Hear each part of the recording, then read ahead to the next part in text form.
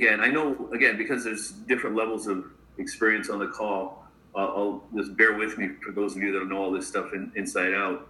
So when I discovered this whole idea of Bitcoin, again, I come from real money, right? Like so-called fiat money.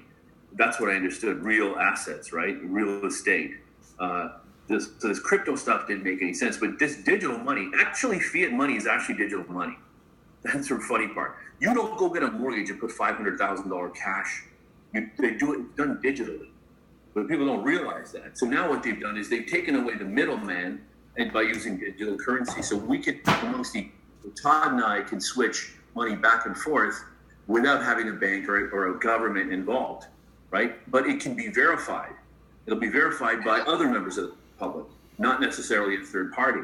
That kind of intrigued me, but I didn't know if it would work. But it took them a long time to get to the stage where it would work, because Bitcoin really, it's sophisticated software is all it is. It's algorithms done via software. And if they didn't have that technology, you couldn't run digital. So it took them some time. Like this whole idea of Bitcoin started in 2009, but really it was like 20 years in the making.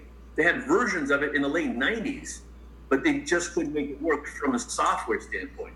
Also, ironically enough, and I don't know if this is by coincidence, but you got the crash of 2008, where you got the companies like Goldman Sachs that are going to all their entire client base, go long in real estate. Meanwhile, they're shorting the markets. So you got a lot of mistrust with the public in terms of these big financial institutions. So when Bitcoin comes out, it was kind of, serendipity, really. Think about it. Why would it come out at that time? The timing was actually perfect, but it didn't really catch on. It caught on with some, very few early adopters.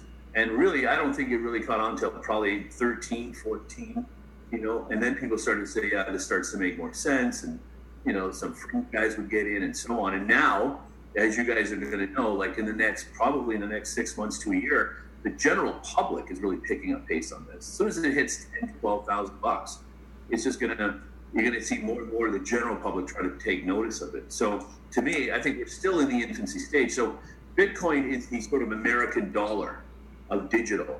So everything's measured against Bitcoin. There's other major currencies, some of which like Ethereum or Litecoin, some of them you see here, and everything will be measured against Bitcoin.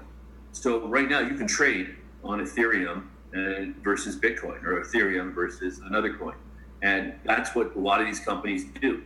They'll do arbitrage trading through bots or manually actually, and they'll buy Bitcoin on one exchange, trade it on another exchange, and they make the difference, but it's done so fast, right? And they're just guys that are sitting on computers 24 hours a day, or they're doing it through bots now, even on crypto. So there's lots of different ways within the space to make money. But more importantly is general acceptance. You want to make sure that you buy Bitcoin or you get involved in Bitcoin. Where can I use my Bitcoin? I just heard about a mortgage company in the U.S. that's now doing mortgages via Bitcoin. They're accepting payment in Bitcoin. You'll have real estate transactions that will soon be done via Bitcoin, right? These early adopters in terms of the retail, think about this. Like if you have, let's say, the Gap here. The Gap, let's say you bought a pair of jeans last year for $100. And let's say, like when I was talking about my Tony Robbins, let's say I bought them for $440, just for example, right? So I paid them in Bitcoin. So that time I would have paid one Bitcoin, right, for $440. The Gap would make 400 or one Bitcoin. Today, what is that Bitcoin worth? So it's worth 15 times more. So it's pretty interesting. So these early adopters made a lot of money just by accepting Bitcoin. So it's sort of like you take Forex, and Chrysler was selling cars, but they were making more money in Forex than they were in selling cars. So these early adopters, I think, are doing super well. I'll accept, of course, Sears now, Sears Canada anyways, not so well, right? But to me, you're going to see this expand more and more. So now you got, I think, Amazon coming on board and all the other major retailers. The good thing about it is it's actually bigger in Asia than it is out in North America. So I go to Asia a lot. It's just people know about it. Over here, not so much. But you think 97% of the population don't own a Bitcoin. And awareness, I'm talking to everybody, restaurant people, Uber drivers, they heard about it, but don't really know about it. So it's our job to kind of educate people about it because it's going to be prevalent. This will be the dominant currency. Remember, U.S. money, the U.S. dollar is truly helicopter money. They're just spending U.S. I'm getting a lot of feedback here.